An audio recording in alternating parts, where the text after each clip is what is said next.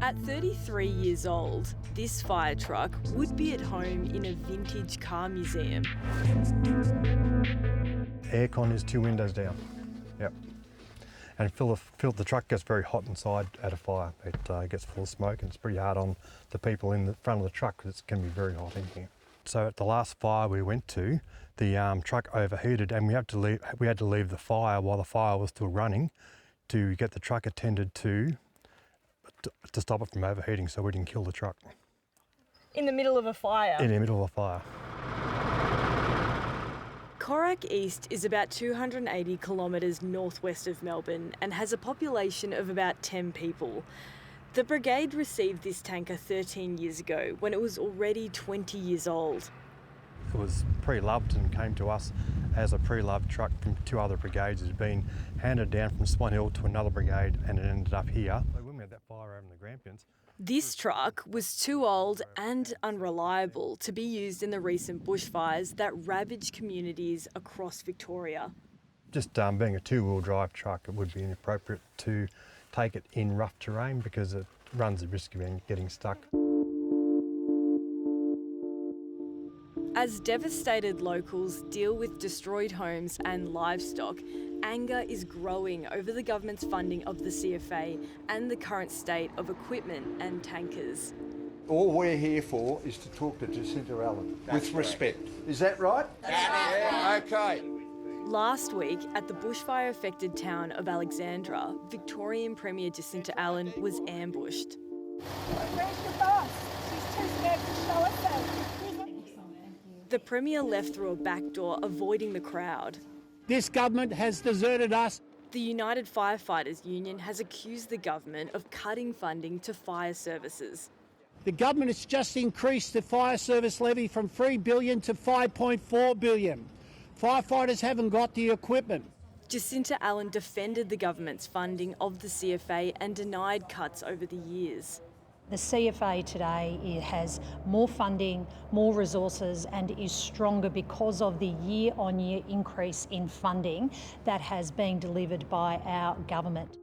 The CFA's 2024-25 annual report was released after a 2-month delay and showed government grant funding to the CFA increased last financial year by $21.8 million.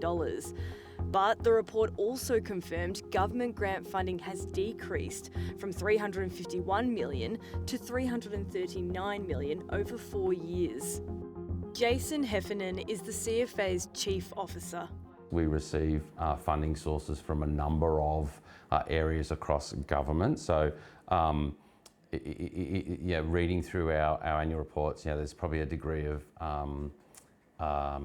caution that needs to be taken in as far as that's concerned. So, in terms of the total value of budget available to CFA, that year on year since fire services reform has increased. The CFA have said that there's been increased funding since 2020. Are you saying they're lying? I don't call anyone a liar because of the laws in this state. However, I might say they're misconceived. I think they're wrong. Peter Marshall is the secretary of the Firefighters Union. It's now calling for a parliamentary inquiry into CFA funding and equipment. 800 CFA tankers should be off the road. That 230 of them are over 31 years of age. That 64% of fire rescues fire trucks should be off the road. The CFA gave 730 exclusive access to the manufacturing facility in Melbourne's west, where heavy, medium and light tankers are being designed and built.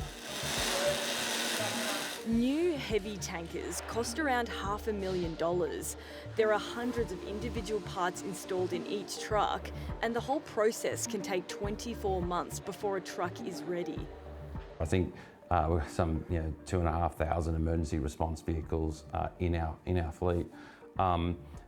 It takes time to replace those. In the last 10 years, the number of new tankers rolled out in Victoria has fluctuated. In 2020, only 17 new vehicles were placed in service. In 2024, there were 88 new tankers. We're expecting about 90 this year in the coming 12 months and 167 over 2 years.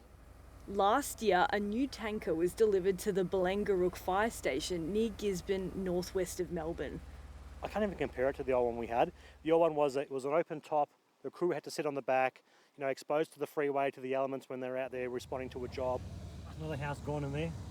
2 weeks ago, Balangarook CFA Captain Simon Hayward and his team were deployed to Harcourt to fight a bushfire that ripped through the town, destroying dozens of homes and businesses.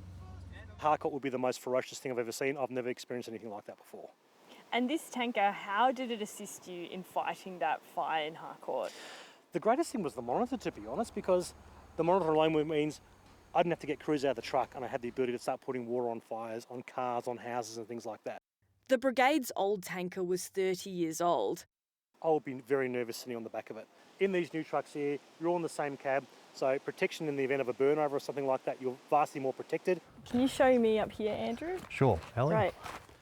It's a luxury Captain Andrew Slater and his crew in Corrack East don't have. During a bushfire, if there's a burnover, some of his crew must sit in the back of the truck and protect themselves by pulling out a cover and drawing down fire curtains. Being in a burnover is quite extraordinary. It's a very frightening experience when the fire is going directly over you. It's like hell, really. Yeah, it's just hot. Last week, Victorian Premier Jacinta Allen announced she'd request an independent formal review into the state's bushfire season. One person was killed and hundreds of properties were destroyed. Could the scale of this disaster have been prevented? Well, first and foremostly, my condolence and the condolence of the CFA and all of our members goes to all the community members affected by the devastation. And on the 9th of January, we had over 200 bush and grass fires occur on that day, of which we then saw 10 of which became large fires. We were able to have those 200 by and large done and dusted very quickly.